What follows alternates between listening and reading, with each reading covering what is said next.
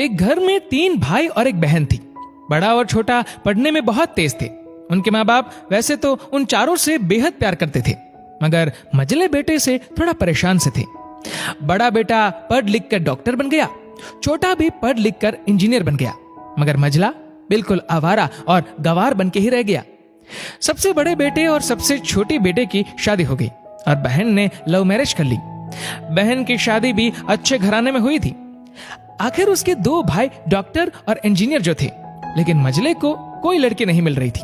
बाप भी परेशान था और माँ भी परेशान थी। बहन जब भी मायके आती सबसे पहले छोटे भाई और बड़े भैया से मिलती, मगर मझले से कम ही मिलती थी, क्योंकि वह न तो कुछ दे सकता था और न ही वह जल्दी घर पे मिलता था। वैसे वह दिहाड़ी मजदूरी करता था। पढ़ नहीं सका तो नौकरी कौन देता। मझले की शादी किए बिना पिताजी गुजर गए। माँ ने सोचा कहीं अब बंटवारे की बात न निकले, इसलिए अपने ही गांव से एक सीधी सादी लड़की से मझले की शादी करवा दी।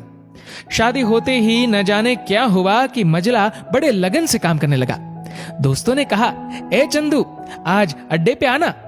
चंदू ने कहा, आज नहीं, फिर कभी। दोस्त ने कहा, अरे तू शादी के बाद तो जैसे बीबी का गुलाम ही हो गया। चंदू ने कहा, अरे ऐसी बात नहीं, कल मैं अकेला एक पेट था तो अपनी रोटी के हिस्से कमा लेता था।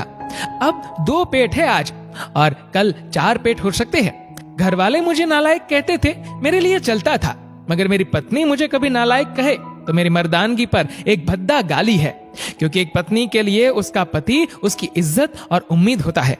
उसके घर वालों ने भी तो मुझ पर भरोसा करके ही तो अपनी बेटी दी होगी, फिर उनका भरोसा कैसे तोड़ सकता हूँ। कॉलेज में नौकरी की डिग्री मिलती है, लेकिन ऐसे संस्कार तो माँ बाप से मिलते हैं जो मझले बेटे में थे। इधर घर पे बड़ा और छोटा भाई और उनकी पत्नियां मिलकर आपस में फैसला करते हैं कि जायदाद का बंटवारा हो जाए, क्योंकि हम दोनों लाखों कमाते हैं, मगर मझला ना के बराबर कमाता है। लेकिन माँ मन ही मन मझले बेटे से बहुत प्यार करती थी और उसकी बहुत देखभाल भी करती थी, इसलिए वह बंटवारा नहीं चाहती थी। उसने बंटवारे के लिए दोनों बेटों को मना किया, लेकिन माँ के लाख मना करने पर भी बंटवारा की तारीख तय होती है। बहन भी आ जाती है, मगर चंदू है कि काम पे निकलने को बाहर जा रहा है। उसके दोनों भाई उसको पकड़कर भीतर लाकर बोलते हैं कि आज तो रुक जा, बंटवारा कर ही लेते हैं। वकील कहता है सबको साइन करना पड़ेगा। चंदू ने कहा, तुम लोग बंटवारा करो, मेरे हिस्से में जो समझ में आए दे देना, मैं शाम को आकर अपना बड़ा सा अंगूठा चिपका दूंगा पेपर पर। बहन ने कहा, अरे बेवकूफ, तू गवार का गवार ही रहेगा, तेरी किस्मत अच्छी है कि तुझे इतने अच्छे भाई और भैया मिले। माँ ने कहा, अरे चंदू, आज रुक जा, बंटवारे में कुल 10 बीघा जमीन में दोनों भाई 5-5 रख लेते हैं और चंदू को पुश्तैनी घर छोड़ देते हैं। तभी चंदू जोर से चिल्लाता है, अरे फिर हमारी छुटकी का हिस्सा कौन सा है? दोनों भाई हंसकर बोलते हैं, अरे मूर्ख, बंटवारा भाइयों में होता है और बहनों के हिस्सों में सिर्फ उसका मायका ही है। चंदू ने कहा, ओ, शायद पढ़ा लिखा न होना भी मूर्खता ही है।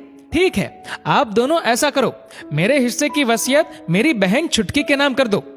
दोनों भाई चकित होकर बोलते हैं, और तू? चंदू माँ की ओर देख के मुस्कुराते बोलता है, मेरे हिस्से में माँ है ना। फिर अपनी बीबी की ओर देखकर बोलता है मुस्कुरा के, क्यों चंदूनी जी, क्या मैंने गलत कहा?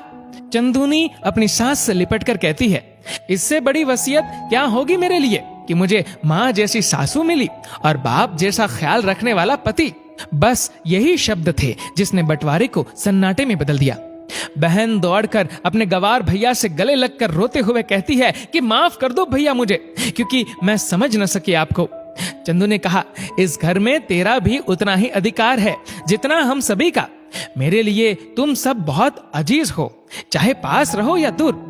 माँ का चुनाव इसलिए किया ताकि तुम सब हमेशा मुझे याद आओ, क्योंकि ये वही कोख है जहां हमने 9 महीने गुजारे। माँ के साथ तुम्हारी यादों को भी मैं रख रहा हूँ। दोनों भाई दौड़कर मजले से गले मिलकर रोते रोते कहते हैं, आज तो तू सचमुच का बाबा लग रहा है। सबकी पलकों पे पानी ही पानी। सबने बंटवारे का फैसला त्याग दिया और सब एक साथ ही रहने लगते हैं। दोस्तों, इस वीडियो को लेकर आपकी क्या राय है नीचे कमेंट करके जरूर बताएगा। और अगर आपको वीडियो अच्छा लगा हो तो इस वीडियो को लाइक करेगा, शेयर करेगा ज्यादा से ज्यादा लोगों तक। और ऐसे ही और भी इंस्पिरेशनल वीडियोस के लिए सब्सक्राइब करें हमारे यूट्यूब चैनल को और फेसबुक पर फॉलो करें हमारे पेज को। धन्यवाद।